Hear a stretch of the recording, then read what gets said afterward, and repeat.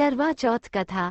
यहाँ पढ़े करवा चौथ व्रत की संपूर्ण प्रामाणिक कहानी। करवा चौथ भारतीय संस्कृति अपने आप में बेजोड़ व अनुपम है।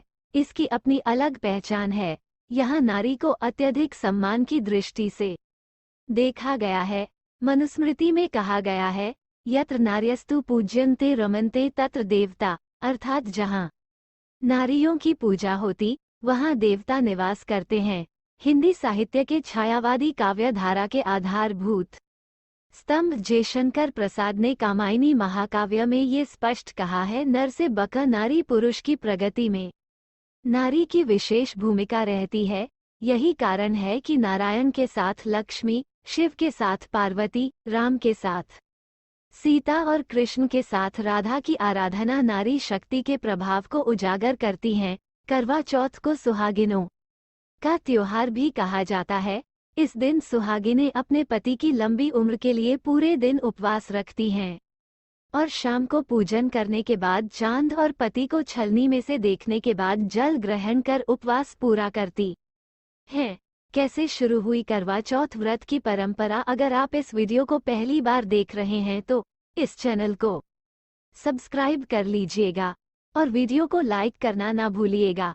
करवा चौथ की परंपरा कहाँ से शुरू हुई और सबसे पहले किसने इस व्रत को रखा था, इसके बारे कई पौराणिक कथाएं प्रचलित है।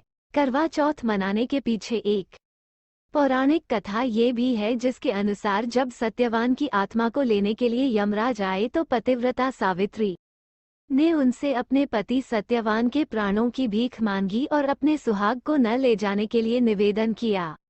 यमराज के न मानने पर सावित्री ने अन्न जल का त्याग दिया और वह अपने पति के शरीर के पास विलाप करने लगी। पतिव्रता स्त्री के इस विलाप से यमराज विचलित हो गए और उन्होंने सावित्री से कहा कि अपने पति सत्यवान के जीवन के अतिरिक्त वो कोई और वर मांग ले। तब सावित्री ने यमराज से कहा कि आप मुझे कई संतानों की मां बनने का वर दें, जिसे यमराज ने हाँ कह दिया। पतिव्रता स्त्री होने के नाते सत्यवान के अतिरिक्त किसी अन्य पुरुष के बारे में सोचना भी सावित्री के लिए संभव नहीं था। अंत में अपने वचन में बंधने के कारण एक पतिव्रता स्त्री के सुहाग को यमराज लेकर नहीं जा सके और सत्यवान के जीवन को सावित्री को सौंप दिया। कहा जाता है कि तब से स्त्रियां अन्न जल का त्याग कर अपने पति की दीर्घायु की कामना करते हुए करवा चौथ का व्रत रखती हैं। वैसे पौराणिक मान्यताओं के अनुसार सबसे पहले यह व्रत शक्ति स्वरूपा देवी पार्वती ने भोलेनाथ के लिए रखा था। इसी व्रत से उन्हें अखंड सौभाग्य की प्राप्ति हुई थी।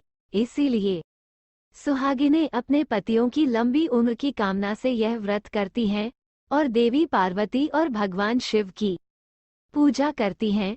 पौराणिक कथा के अनुसार एक बार देवताओं और राक्षसों के मध्य भयंकर युद्ध छिड़ा था। लाख उपायों के बावजूद भी देवताओं को सफलता नहीं मिल पा रही थी और दानव थे कि वो हावी हुए जा रहे थे। तभी ब्रह्मदेव ने सभी देवताओं की पत्नियों को करवा चौथ का व्रत करने को कहा।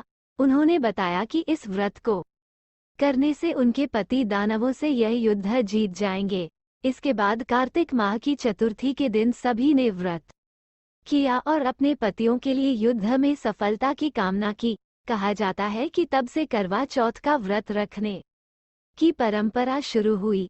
एक पौराणिक कथा ये भी है कि प्राचीन समय में करवा नाम की एक पतिव्रता स्त्री थी। एक बार उसका पति नदी में स्नान करने गया था। उसी समय एक मगर ने उसका पैर पकड़ लिया। इस पर उसने मदद के लिए करवा को पुकारा।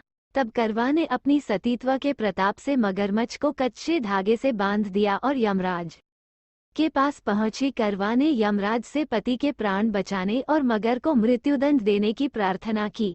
इसके बाद इस पर यमराज ने कहा कि मगरमच्छ की आयु अभी शेष है, समय से पहले उसे मृत्यु नहीं दे सकता। तभी करवा ने यमराज से कहा कि अगर उन्होंने उसके पति को चिरायु होने का वरदान नहीं दिया तो वह अपने तपोबल से उन्हें नष्ट होने का शाप दे देगी। इसके बाद यमराज ने करवा के पति को जीवनदान दे दिया और मगरमच्छ को मृत्युदंड। अगर वीडियो अच्छा लगा है तो वीडियो को लाइक करें और अगर चैनल को सब्सक्राइब नहीं किए हैं तो चैनल को सब्सक्राइब कर लीजिएगा।